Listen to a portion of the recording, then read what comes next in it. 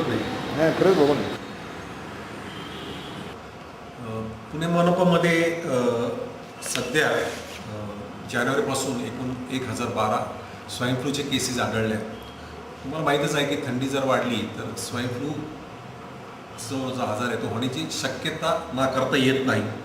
त्यासाठी अनेक वेळा आम्ही आरोग्य शिक्षणही दिले की सध्या हवामान बदललेलं आहे. थंडीमध्ये स्वाईन फ्लू वाढण्याची शक्यता असतीच. स्वाईन फ्लू हा आता साधा फ्लूसारखा झालेला आहे. स्वाईन फ्लूला उपचार असल्यामुळे सरकार त्याची काळजी घेतं, कारण इतर फ्लू जे आहे त्याला उपचार नाही. लोकांना एकच विनंती आहे की सध्या थंडी आहे त्यामुळे स्वाईन फ्लूच्या ज्या होऊ नये त्यासाठी ज्या काळजी घ्यायची असतात त्या त्यांनी घ्यावं. भरपूर झोप घ्यावी, नंतर अन्न व्यवस्थित प्राशन करावं, नंतर पाणी भरपूर प्यावे आणि हवामानाशी आपल्याला टक्कर द्यायची लक्षात ठेवा, कारण हवामान बदललेलं आहे. पूर्वीसारखा आता काय 3-4 ऋतू राहिलेले नाही. मागच्या वेळी 1500 केसेस होत्या वर्षाला, जानेवारी ते डिसेंबर अखेर.